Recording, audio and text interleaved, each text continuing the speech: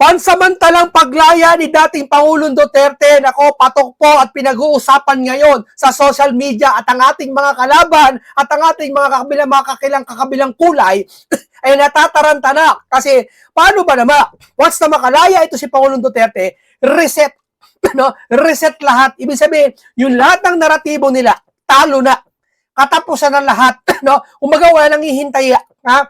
Anytime kung makalaya si Duterte, ha? Dito lalabas, dito papasok ka talaga ang puwersa ng tao. No, kumbaga, dito na magkakaalaman yung lahat ng singaw, lahat ng baho, lahat ng ilalabas. Kasi alam niyo naman yung matanda, di ba, si Pangulong Duterte, ang daming alak. Yung nakapagsasalita siya sa stage ng mga tao, on the spot, nire-reveal niya. No? Kaya ngayon, pero hindi natin siya inaasahan na lalaya talaga. No? Dito, ayon sa balita po, na walang ebidensya na makamatibay na para kay Tatay Digo na madiin siya sa ICC. Maliban na lang kung ang ICC na to bias. Maliban na lang kung ito ba ay nabigyan ng maleta.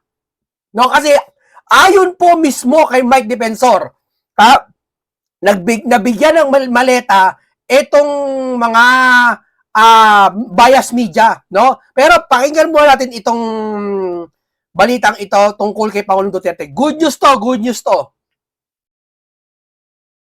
Sasalungatin ng depensa ngayong Webes, February 26 ang mga reklamong crimes against humanity na ipinupukol ng ICC prosecution laban kay dating Pangulong Rodrigo Duterte. Nakaantabay mga Filipino lawyers sa The Hague pang asistihan ang kanilang lead counsel na si Attorney Nicholas Kaufman. Isasabak ng defense team sa kanilang protection ngayong araw ang mga video footage at dokumentong magpapatunay na sumunod sa rule of law ang kampanya laban sa iligal na droga. Tiyakaan niya na ang lahat ang sasabihin ni Kaufman ay suportado ng mga video at documentary evidence. Ayon kay Delgra, sa pagdinig na ito, titimbangin ng ICC kung may sapat na basehan ng mga kaso. Kapag napatunayang kulang ng ebidensya, posibleng mabasura ang reklamo at tuluyang makauwi ng Pilipinas ang dating Pangulo. Yun! If they see that there is not enough evidence, dalawa ang mangyayari dito. Either to outrightly dismiss, at kung may dismiss man, ma-dismiss din yung kaso altogether, and si Mayor Rudy would be able to come home to the Yun, Philippines. narinig nyo ha, pwede ma-dismiss kung talagang itong kaso na to, galingan mo pa, Kaufman. Di ba? Yan ang hinihintay ng taong bayak. Di ba? Sabi niya, malaki daw budget, Kaufman eh. No, hindi totoo yun. No? Huwag kayong maniwala sa pinakamismong amount na ibinayad sa kanya. No? O ngayon, ganito. Ha? O, sabi sa balita, ha? Yung mahina yung kaso at walang ebidensya ayon kay Kaufman, mahina. Biruin mo, nagpapakita sila yung mga kalaban. Nagpapakita, akala siguro nila, inuuto nila yung ICC. Akala siguro nila, ginagaya nila kung sabi ko pa nga sa inyo, kung dito nyo niliti si Pangulong Duterte sa Pilipinas, mas dito talagang hatulan na yan eh. Eh dito sa ICC, mukhang hindi nila kaya utuin ng ICC. Diba? Kung talagang hindi nabayaran niya, patas talaga ang ICC ha, kung patas kayo ha. Makikita nyo, yung mga pinapakita sa inyo, hindi matibay na ebidensya. Talaga nagkataon lang, hinuli sa Tatay Digong dinala dyan, tapos nililitis nyo. Kaya para sabi ni Harry Roque, para may trabaho lang kayo. Kasi pag nawala yan, wala na kayong trabaho eh. Wala na kayo, ano sa kakainin nyo. Diba? Yan ang papel nyo sa mundo eh. Diba? Totoo lang. Diba? Or not necessarily deny the charges, but kung may kakulangan, the court may refer back the case to the prosecution to revisit the charges, probably to reduce the charges, or to review the evidence. Pinuri rin na Delgra naging opening statement ni Attorney Kaufman na nagbigay linaw sa karakter at estilo ng pumulo ni Duterte. Ang kaso kasi dito sa ICC, any case for that matter, and from whichever situation our country coming from, hindi talaga mawawala yung political dimension ng kaso. Hindi talaga mawawala yan. Ang sinabi naman ng abogado na sa kabila ng malamig na panahon sa The Hague, namamayagpag naman ng init ang suporta ng mga Pilipino sa labas ng korte na nagtayo pa ng camping ground para ipakita ang kanilang paninindigan para sa dating Pangulo. Saan natin naktaro that has been happening since before we came in, and in the last 2 days, sobrang pumapaw ang suporta ng mga Pilipino rito. Kahit na malamig ang lugar, nagluluto na nga rito sa kanilang camping ground para lang ipakita nila yung suporta ng dating Pangulo. Okay. Ito pa, panoorin niyo pa. Ito pa. na argumento ng defense team. Iginit nilang hindi sapat ang ebidensya para matuloy ang paglilitis laban sa dating Pangulo. Ayon kay Attorney Nicholas Kaufman, walang criminal intent sa mga talumpati ni Duterte na ginamit ng prosecution. Ang utos lang daw ni Duterte, gumanti lang Sandali, ano ba to? Sandali ah. Sandali lang. ang mga alagad bar. Base, gumanti lang ang mga alagad ng batas kapag nanlaban ang mga suspect na maituturing na self-defense. Sandali, nawawala yung video. Sandali lang ah. Ayusin ko na ito mga kasama. Okay. Sandali lang. Alam nyo kasi mga kaibigan, dito mo masasabi talaga na si Pangulong Duterte talaga, pag ito napawalang sala dahil kay Kaufman, maraming iiyak na kalaban. Tapos si Sara ngayon, pinagkakaguluhan lagi kahit sa napunta. Dito mo makikita talaga na talagang yung mga kalaban ay talagang magbabaliktara na hika nga. Kaya nga itong impeachment na to, na pang-apat, di ba sabi, maraming hindi pipirma na eh. Di ba? Maraming magbabaliktara na dyan, no? Pero bago ito muna tayo. Bago hinahanap pa yung video Isang media operator pumaldo ng 6 na maleta. Yan. Sino kaya to? Kayo na humusga kung sino to. Meron ng isang media operator, hindi lang isang media to.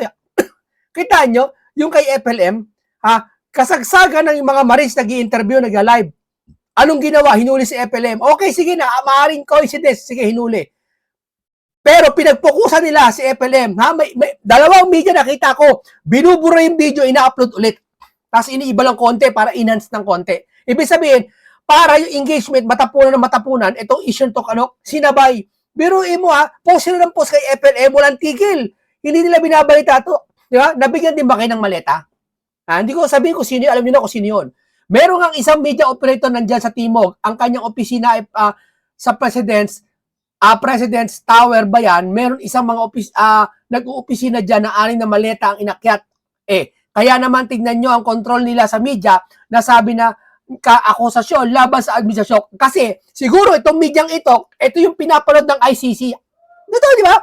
Kasi sabi di ba ni Harry Roque, bumabatay sa paano balita itong ICC, bagay na napakamali. Di ba? Ba't ka mabagay sa balita? Kung balita pala, binayaran ng mali-malita di wala kayo mapakikinggan kundi yung pabor sa kanila. Di ba? Ngayon sasabihin mo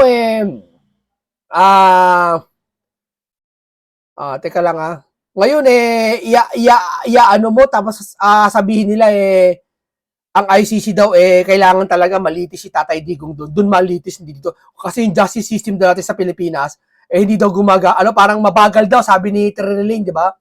Mabagal pala justice system, bakit di nyo palakasin? Kayo nakaupo nakaraan di ba? Naging senador na kayo nakaraan. Ano ginawa nyo nakaraan senador kayo? Si Pinoy, dumating niya si Pinoy. Hindi nyo ba pinabilis yung sistema? Hindi ba kayo nagpatupad ng batas para mapabilis yung batas natin?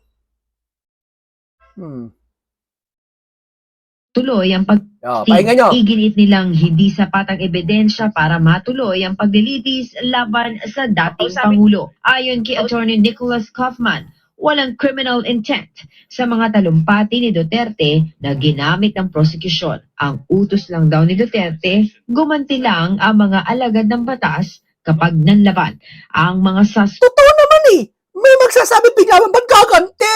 Human rights! Pag binabaril ka, sige, barilin mo lang ako. Yun lang ba yun? Huwag kang gaganti, duraan mo lang pag binaril ka. Yun ba yun? Murahin mo lang pag binaril ka. Yun ba yun? Kaya nga naimbento ang sundalo, naimbento ang pulis. Ano ba trabaho ng pulis? Ano ba trabaho ng sundalo? Proteksyonan tayo. Pero pag nagipit na yan, lalaban yan. Ibig sabihin pa pag lumaban, masama sila. Kayo naman. Na maituturing na self-defense. 10 of these. Sabi nila, bakit? Yung ginawa ni Duterte yung mga pagpatay, masama yun bakit? Nasa Biblia ba yun? Kung sabi ko, nasa Biblia yun. Sabi ko si David niya daan-daan libo ang ginurgur O ano ba si David ngayon? Banal. 'Di ba? Hindi, di conforme kasi yan eh. Kung sinasadya mo, yung ka. Pero kung poproteksyonan mo yung Pilipinas, pinoproteksyonan mo yung bayan mo, 'di ba? Magkakaganyan talaga, magkakaroon ng mga gurguran. Hindi maiiwasan. Eh kung halimbawa, pamilya mo na lang, eh, simple, sabi ko simple na lang, pamilya mo, pinasok ka ng magnanakaw sa bahay mo eh. Halimbawa, 3 magnanakaw, pinasok ka. Eh ikaw, armado ka. Tatingin mo yung anak mo, sasaktanan, di ano gagawin mo? Duduraan mo lang? Hoy! Hoy! Human rights to! Human rights to! Umalis ka dyan! Ganun ba yun? Sige nga! Yung anak mo, nakikita mo, gagawin na may gagawin ng hindi maganda sa anak mo. Ano gagawin mo? Ipupukpok mo yung hawak mong barel? Speeches, including 2 referred to by the deputy prosecutor, actually contain an exhortation to the use of lawful self-defense. And the order is simply this: go out, arrest them if you can. But if there is no peaceful method of doing it and you're presented with violent resistance, thereby placing your jeopardy in your life, you shoot. Well, the son of the Bigo raw ang prosekusyon na patunayang malawakan at sistematiko ang pagpatay noong drug war. Base raw sa datos na ipinakita ng prosekusyon, maliit na bahagi lang daw ang namatay kumpara sa mga inarestong suspect. Hindi rin daw naiugnay ang mga pahayag ni Duterte tungkol sa paghabol sa mga suspect. At Kasi, ang gusto nilang palitawi, nagsasalita si Duterte, paktayin na yan. Di ba, bago si Duterte, akala nila, ano yun? Ano lang yun, bluff lang yun. No? Eh, sila ano na, may totoo nangyari ka, pero yun ang ginamit nila sa ICC. O, yan, no? Siguro, ang ginagawa nila, kumukuha sila ng mga video na noon pala sinabi ni Duterte, ipinapakinig sa ICC. Akala nila effective yun. Buti nila may Kaufman. Oy, si Kaufman, marami na ipanalo tong kaso. Search nyo, Nicolas Kaufman. Ang dami niya mabibigat na kaso na ipanalo. Mabigat pa kay Duterte. Kaya may chance na maaari. Maganda-handa tayo, ha? Maganda-handa tayo. Baka makalaya si Pangulong Duterte. Hindi ko sinasabi talaga makalaya, sureball. Pero maghanda lang tayo. Anytime, baka makalaya. O mabigyan ng interim release to. No? Kasi kahihiyan to. Lalo na, alam nila si Sara sa 2028, magkaroon ng 2028, uupong presidente, manalo, kahalungkatin ni Sara lahat ng baho ng ICC niyan. Itong mga maris na to, muling bubuksan ulit to. aktual na pagpatay sa kanila. The prosecution has to show which one of Duterte's statements, orders, or commands were given to a specific individual who then went out and pulled the trigger or communicated the command to someone else who also went out and pulled the trigger, killing one of its 78 identified victims. But the prosecution cannot show such a causal link. They've never been able to do that. Binigyan diin din ng kampo ni Duterte na walang nakuha ang prosekusyon na testigo na nagsabing narinig nila mismo si Duterte na nag-utos ang pagpatay. Yun ang mahalaga dun eh. Tumba mo yan. Hindi mo pwede pagpatayan yung hyperbole ba tawag doon na, ano mo yan? Itumba mo yan. Pero asa ito tumba? Ha? Sino? Hindi tugma doon sa tinumba ng pangalan. Alam mo yun? Hindi mo masasabi eh. Unay sa 78 biktima na tinukoy sa 3 counts ng kaso. There is no smoking Pag gun. ito hindi pa rin nakalusot, sa kabila na mababa ang ebidensya daw, sabi ni Kaufman, ha? Walang mapakitang ebidensya. Ha? Ibig sabihin na bigyan kayo ng maleta. Kahihiyan sa buong mundo yan, ICC. In this case. Dagdag pa ni Kaufman, hindi lang sa Administrasyong Duterte nangyari ang mga patayan sa drug war. Nagpakita pa siya ng datos na magpapakita umano na tumaas ang drug-related killings sa unang 2 taon ni Pangulong Bongbong Marcos. Di ba? Di ba? Clearly, I'm forced to ask myself whether anyone on the other side of this room has thought of investigating the Marcos regime and the related phenomenon and holding someone accountable. Bago matapos ang pagdinig, hiniling ni Kaufman sa mga hukom na utusan ng prosekusyon na amyendahan ang kaso laban kay Duterte at pag-aralan ang kanyang interim release o pansamantalang paglaya. Pagsamantalang paglaya. Hindi, totoo yan. Ito sabihin ko sa inyo, manalo sa kaso to si Pangulong Duterte sa galing ni Kaufman, ma-corner niya ang ICC, na ito asanak, ipakita nyo nga yung video nito, yung kalaban kasi sila Trililing, nagbibigay yata ng mga ebidensya doon, mahihina, di ba? Etong kay Kaufman, malakas ang ebidensya. Ikinatuwa naman ng Filipino legal team ni Duterte ang mga nilatag na argumento ni Kaufman. The prosecution theory has been shattered to pieces beyond recognition. You know why? Because the very testimonial evidence and documentary evidence presented by the prosecution have been thoroughly rebutted by, madalit sabi puro batay or based on hearsay, double hearsay, speculation. Magandang performance niya no, ni Attorney Kaufman. He was able to establish na Kikilabutan dito mga ICC kay Kaufman. Bakit? Hindi naman dahil sa magaling si Kaufman, kundi magaling yung mga taga-suporta gaya nila Panelo, yung mga defense team baga, ika nga, na nakapagbibigay ng idea kay Kaufman. Isa na siyempre si Kaufman doon, yun ang pinakaano dyan eh. Yung mga ebidensya na talagang, alam niyo yun, talagang lulusot si Pangulong Duterte. Sarap asar-asarin, you know? Asar-asarin tong mga ano to, eh, no? Pag nakalaya si Duterte, malaking asar talo tong mga to. wala silang evidence, puro allegation. Pero para sa mga kaanak ng biktima ng drug war, tila binaliwala ng depensa ang mga patayan sa kampanya kontra droga noong administrasyong Duterte. Parang niwalang halaga yung aming mga mahal sa buhay. Halimbawa lang kung yung mahal nila sa buhay ay addict, tapos nakapinsala ng kapwa-tao, yung ba, wala ring halaga yung napinsala nila? Sige nga. Sinasabi na numero lang, parang hindi binigyan ng halaga yung aming paghihirap, yung aming pagdurusa. Confident din po kami sa kung anong mayroon ang prosecution at alam namin na matibay ang mga evidences. Ano evidence nyo? Kwento lang. Ano evidence nyo? Yung dating video na hindi naman kayo. Sige nga, ano evidence nyo? Against Yung bangkay? Duterte at Iyaan nyo na yan. Huwag nyo na paano yan. Mga yan. Ito tayo. Dito tayo kay... Kausapin na po natin ngayon. Okay. Former Sir, nakausap po namin si Attorney Baligod at sinasabi po niya doon sa naging panayam namin na bago po nangyari yung press conference, natanong ko po kasi siya kung meron po ba siyang mga nakausap, no? Bago nga po yung naging pagharap nila. Ang sabi niya nga po ay isa po kayo sa nakausap niya bago po yung press con. Can you walk us through, sir, ano po talaga ang naging role ninyo dito po sa expose na ito nitong mga 18 Marines? Alam po, DJ Chacha, matapos yung paglabas ni Sergeant Cotesa, maraming mga pakikipag-usap sa mga retired officers, maraming pakikipag-usap sa mga taong masasabi natin may kaugnayan sa isyong ito. And ako naman, syempre, nasa interest ko rin na una, malaman kung alam nila kung nasaan si Sergeant Cotesa. At pangalawa, malaman o mabigyan pa ng substansya yung mga binabanggit niya. And nagulat na nga ako na nitong kailan, kausap ko nga si Attorney Levy Baligod, may kasama rin niya ng mga sundalo na mga tumutulong sa malaman para matulungan no, at mailabas ng mga isyong to. At nabanggit niya na nga sa akin kung ano ang hangarin, kung ano yung mga sinasabi, kung ano yung direksyon nitong mga, hindi lang 18 yan, DJ, no?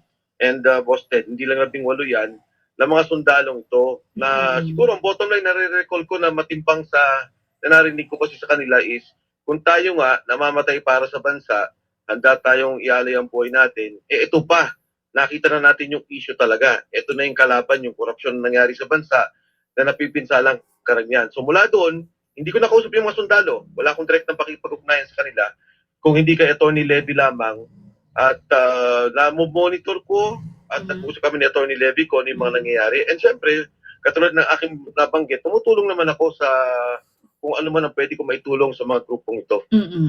So, kailan po kayo unang nag-usap ni Attorney Levy ukol dito? At ano po, aside from legal help, kayo po ba'y nagbibigay ng financial help din dito po sa ating 18 Marines, maging kina Attorney Levy? Nag-usap kami ni Attorney Levis at marami kami makausap nung hindi naman nakaraang taon, siguro early January.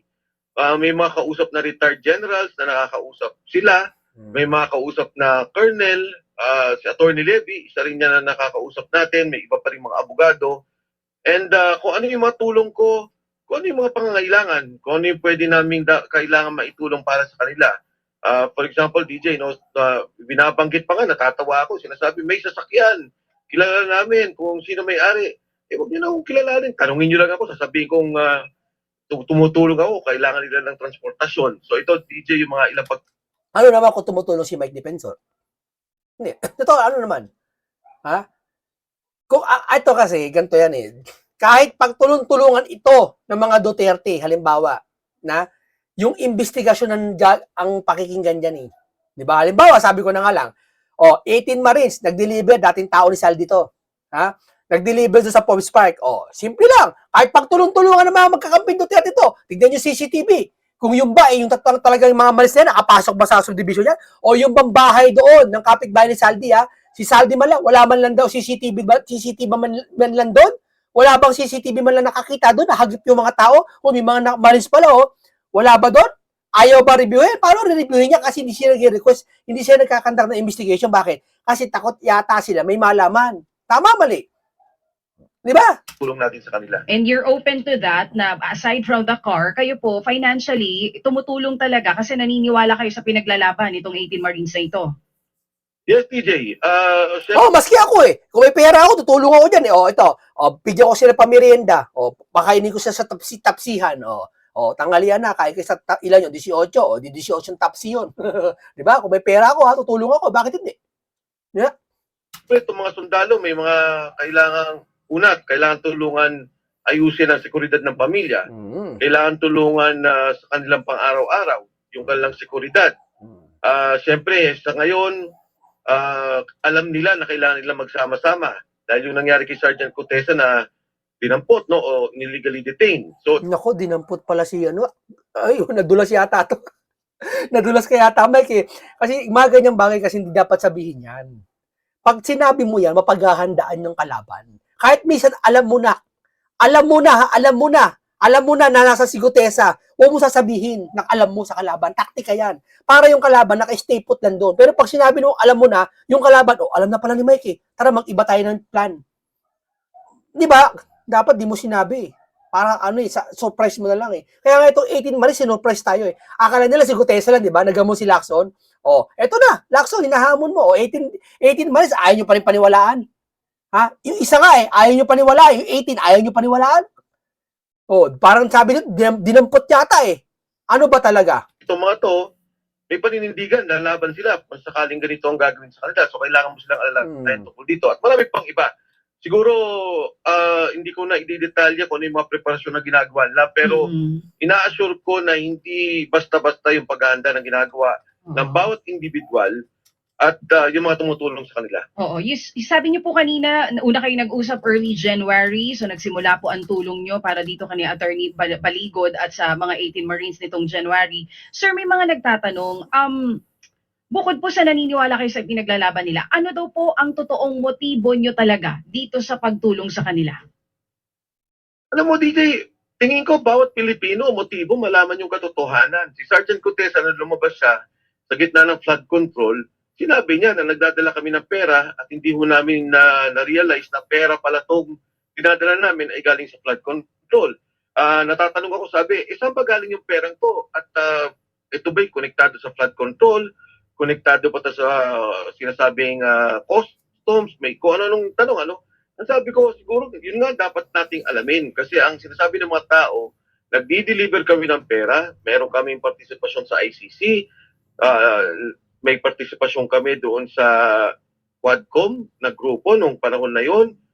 Yung bahay na pinagbibigyan ng pera, sa bahay yun yung townhouse na sinasabi, ay townhouse ni Speaker Martin Romualdez. Nako po. 100 beses kami nag-deliver ng pera sa Aguado at maging sa Forbes. So, importante malaman ng lahat ng Pilipino yan eh. Dahil ito yung perang sinasabi natin, ito yung pinag-usapan natin.